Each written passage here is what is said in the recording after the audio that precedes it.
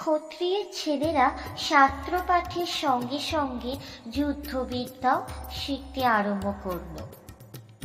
রাজকুমারগণ কৃপাচার্য নামে একজন শিক্ষকের কাছে ধনুর্বিদ্যা শিক্ষা করতেন। ভীষ্মের কিন্তু বরাবরই এই ইচ্ছে ছিল যে ভরদ্বাজ মুনির পুত্র সুবিখ্যাত দ্রোণাচার্যের ওপর রাজকুমারদের অস্ত্র শিক্ষার ভার দেন। ঘটনাক্রমে একদিন দ্রোণাচার্য নিজেই হস্তিনায় এসে উপস্থিত হলেন। সে অতি আশ্চর্য এক ঘটনা। বাল্যকালে পাঞ্চাল রাজ দ্রুপদের সাথে আচার্য দ্রোণাচার্যের খুব বন্ধুত্ব ছিল। তখন দ্রুপদ প্রতিজ্ঞা করেছিলেন যে তিনি রাজা হলে দ্রোণাচার্যকে রাজ্যের অংশ দেবেন। রাজা হয়ে দ্রুপদ কিন্তু সেই প্রতিজ্ঞার কথা ভুলে গেলেন। একদিন নিতান্ত দুঃখে পড়ে দ্রোণাচার্য দ্রুপদের কাছে উপস্থিত হলে দ্রুপদ প্রথমে তার বাল্যবন্ধুকে চিনতেই পারল না। শেষে এমন অবজ্ঞার ভাব দেখাতে লাগলেন যে অপমানে দ্রোণাচার্যের মুখ লাল হয়ে উঠল। আর এক মুহূর্তও সেখানে না দাঁড়িয়ে তিনি প্রতিশোধের উপায় চিন্তা করতে করতে হস্তিনায় চলে এলেন। শহরের বাইরে পৌঁছাতে দ্রোণাচার্য দেখলেন রাজবাড়ির ছেলেরা উৎসাহের সাথে একটি লোহার গোলা নিয়ে খেলা করছে।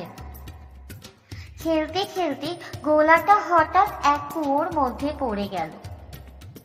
তখন সকলে সেটি উঠিয়ে আনার চেষ্টা করতে লাগলো, কিন্তু কেউই কৃতকার্য হলো না।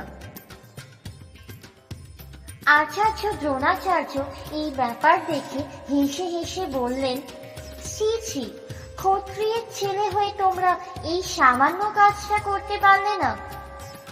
এই দেখো, আমি গোলা তুলে দিচ্ছি। এই বলে তিনি একটা স্বর দিয়ে ওই গোলাতে বিদ্ধ করলেন। তারপর স্বরের পেছনে স্বর, তার পেছনে আরেকটা স্বর, এইভাবে বিদ্ধ করে শেষের স্বরটি ধরে অক্লেশেই গোলা টেনে তুললেন। গোলা উঠানো হলে আচার্য দ্রোণাচার্য কুয়োর মধ্যে নিজের আংটি ফেলে সেটিও একই কৌশলে উঠিয়ে আনলেন। ব্যাপার দেখে সকলে অবাক হয়ে গেল। দেখতে দেখতে এই খবর চারিদিকে ছড়িয়ে পড়ল।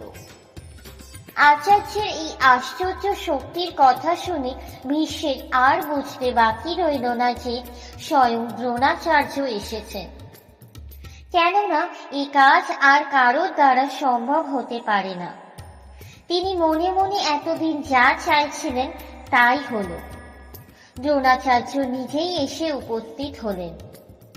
এরপর আচার্যকে যথেষ্ট আদর অভ্যর্থনা করে নিয়ে ভীষ্ম তার উপর ছেলেদের অস্ত্র শিক্ষার ভার দিলেন।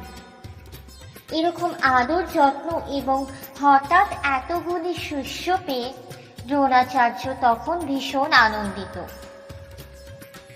তিনি বললেন, বৎসগণ, আমি তোমাদেরকে এমন করে যুদ্ধবিদ্যা শেখাবো যে লোকেদের তাক লেগে যাবে, কিন্তু শেষে আমার একটি কাজ করে দিতে হবে। আচার্যের কথা শুনে আর সকলে চুপ করে রইলেন। কেবল অর্জুন বলিলেন, বলুন কি করতে হবে? আপনার আদেশ কখনো অমান্য করব না।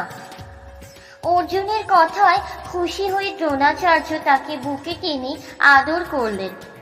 তারপর চোখের জল মুছতে মুছতে বললেন, সে কথা পরে বলবো। সেই দিন থেকে আচার্য অর্জুনকে ঠিক নিজের ছেলের মতো ভালোবাসতে লাগলেন।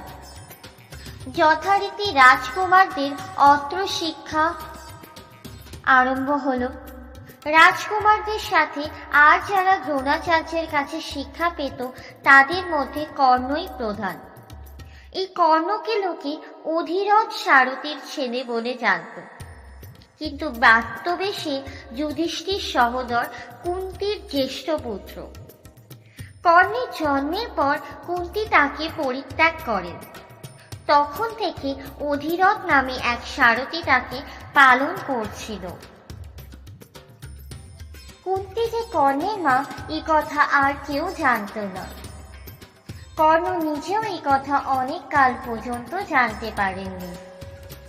দ্রোণাচার্যের শিক্ষাগুলো কয়েক মাসের মধ্যেই সকলেরই খুব উন্নতি হলো। ধনুর্বিদ্যায় অর্জুন একজন অদ্বিতীয় বীর হয়ে উঠলেন। গদায় দুর্যোধন ও ভীম খুব নাম করলেন। আচার্যের মুখে অর্জুনের প্রশংসা হতেই থাকে।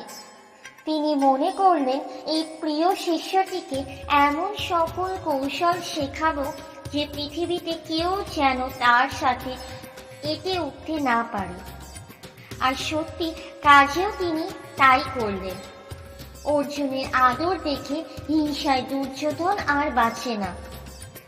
কর্ণ বরাবরই অর্জুনকে ঘৃণা করত। তখন থেকে সেও দুর্যোধনের দলে যোগ দিয়ে কথায় কথায় পাণ্ডবদের অপমান করতে লাগলেন।